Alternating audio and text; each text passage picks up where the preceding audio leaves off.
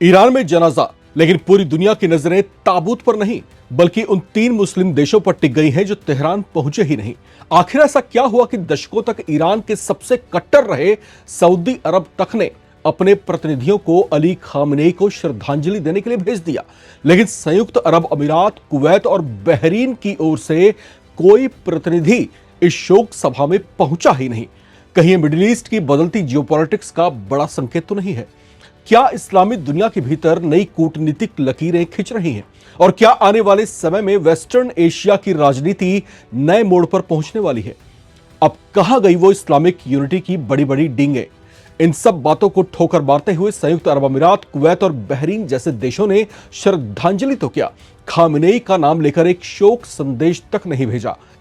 Navbharat times की इस exclusive report में हम आपको दिखाएंगे इस पूरे घटनाक्रम की परत दर परत कहानी। वीडियो आखिर तक देखिए, क्योंकि आखिरी हिस्सा शायद आपकी पूरी सोच बदल कर रख सकता है। तेहरान में माहौल शोक का है।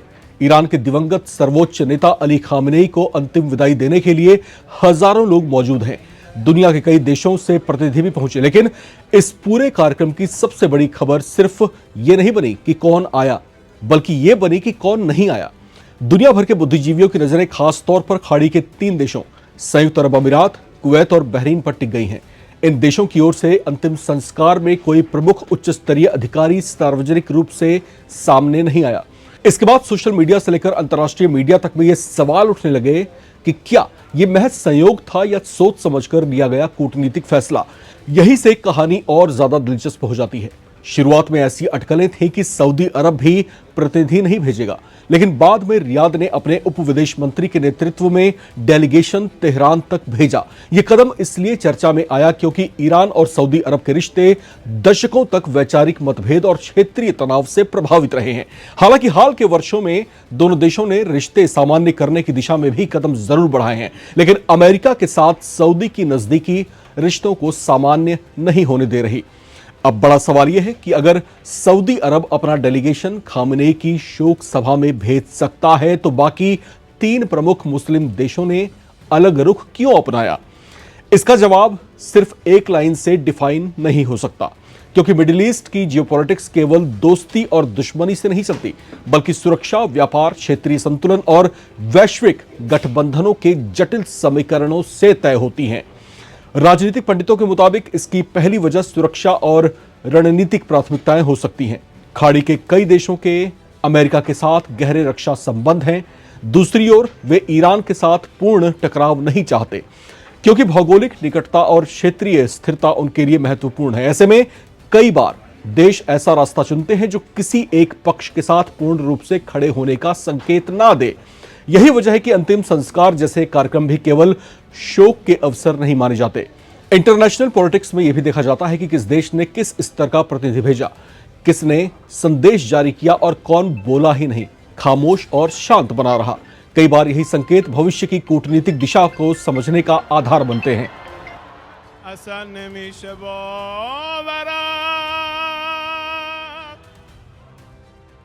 लेकिन यहां एक और महत्वपूर्ण बात समझनी होगी। केवल इस घटना के आधार पर यह कहना जल्दबाजी होगी कि पूरी इस्लामी दुनिया 2 हिस्सों में बंट गई है। हर देश की विदेश नीति अलग होती है, उसके अपने राष्ट्रीय हित होते हैं और हर निर्णय कई स्तरों पर विचार करके लिया जाता है। इसलिए इस घटनाक्रम को व्यापक संदर्भ में देखना जरूरी है। यहीं से शुरू होती है असली कहानी। आखिर इन 3 देशों के लिए ऐसा कौन सा समीकरण सबसे ज्यादा महत्वपूर्ण है जिसने उन्हें सऊदी अरब से अलग रास्ता अपनाने की ओर प्रेरित किया? क्या इसके पीछे ईरान के साथ पुराने मतभेद हैं? क्या यह अमेरिका और क्षेत्रीय सुरक्षा ढांचे से जुड़ा सवाल है, या फिर यह एक संतुलित कूटनीतिक रणनीति है जिसमें कोई भी देश खुलकर किसी एक खेमे में दिखाई नहीं देना चाहता? आगे बढ़ते हैं और अब समझते हैं उन 3 कारणों को जिसकी वजह से इस पूरे घटनाक्रम को मिडिल ईस्ट की राजनीति में एक महत्वपूर्ण संकेत माना जा रहा है। इसका पहला सबसे बड़ा संभावित कारण माना जा रहा है सुरक्षा और रणनीतिक संतुलन। खाड़ी के अधिकतर देशों की सबसे बड़ी प्राथमिकता अपनी राष्ट्रीय सुरक्षा है। संयुक्त अरब अमीरात, कुवैत और बहरीन लंबे समय से अमेरिका के साथ मजबूत रक्षा और सुरक्षा साझेदारी रखते हैं। दूसरी ओर ईरान के साथ उनके संबंध कई बार तनावपूर्ण भी रहे हैं। ऐसे में किसी भी बड़े प्रतीकात्मक कार्यक्रम में उच्च स्तरीय भागीदारी केवल शोक जताने तक ही सीमित नहीं होता, बल्कि उसे एक राजनीतिक संदेश के रूप में भी देखा जाता है। इसलिए यह संभव है कि इन देशों ने ऐसा संतुलित रूप अपनाया है जिससे न तो ईरान के साथ संवाद के दरवाजे बंद हो और न ही उनके पारंपरिक रणनीतिक साझेदारों को कोई अलग से संदेश जाए। दूसरा कारण क्या है?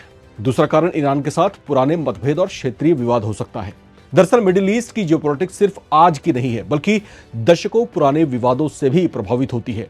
यमन का संघर्ष, खाड़ी क्षेत्र की सुरक्षा, समुद्री मार्गों की सुरक्षा, ईरान के परमाणु कार्यक्रमों को लेकर के अंतर्राष्ट्रीय चिंताएं और क्षेत्रीय प्रभाव को लेकर जारी द्वंद्व, ये सभी मुद्दे लंबे समय से खाड़ी देशों और ईरान के रिश्तों को प्रभावित करते रहे हैं। हालांकि हाल के वर्षों में बातचीत और तनाव कम करने की कोशिशें हुई हैं, लेकिन अविश्वास पूरी तरीके से खत्म नहीं हुआ है। ऐसे में किसी अंतिम संस्कार में किस स्तर का प्रतिनिधित्व हो, यह भी उसी व्यापक कूटनीतिक सोच का हिस्सा बन जाता है। तीसरा कारण है, हर खाड़ी देश की विदेश नीति अलग है। अक्सर बाहर से देखने पर लगता है कि सभी अरब या खाड़ी के देश एक जैसी विदेश नीति अपनाते होंगे, लेकिन वास्तविकता इससे बेहद अलग है। सऊदी अरब, संयुक्त अरब अमीरात, कुवैत, बहरीन, कतर और ओमान सभी अपने अपने राष्ट्रीय हितों, आर्थिक प्राथमिकताओं, सुरक्षा चिंताओं और क्षेत्रीय रणनीतियों के आधार पर फैसले लेते हैं। यही वजह है कि एक ही घटना पर सभी देशों की प्रतिक्रिया समान हो, यह बेहद जरूरी नहीं है। सऊदी अरब की ओर से प्रतिनिधिमंडल भेजा जाना उसके अपने कूटनीतिक आकलन का हिस्सा हो सकता है, जबकि अन्य देशों ने अपेक्षाकृत अलग स्तर का रुख अपनाना उचित समझा हो, ऐसा भी मुमकिन है। अब चलते चलते कुछ सवाल नवभारत टाइम्स के आप तमाम दर्शकों से भी। अली खामेनी के जनाजे में 3 प्रमुख मुस्लिम देशों यूएई, कुवैत, बहरीन के प्रतिनिधियों के ना पहुंचने को आप किस तरीके से देखते हैं? या फिर अगर हम इसको इस तरीके से बोले कि मुस्लिम एकता को इन सब ने मिलकर के अंगूठा दिखा दिया है, तो आप क्या कहेंगे? या कोई ऐसा संकेत जो दुनिया अभी शायद समझ ही ना पा रही हो? कहीं ऐसा तो नहीं है? कमेंट करके अपनी राय जरूर शेयर करें। चैनल को सब्सक्राइब करें ताकि आप ना रहे किसी खबर से बेखबर। देखते रहें नवभारत टाइम्स। اصلا نمیشه باورم که دیگه نیستی بینمون، قصه یکی دوتا که نیست، تو رو گرفتن ازمون، تو رو گرفتن، تو رو گرفتن ازمون، سخت تحمله.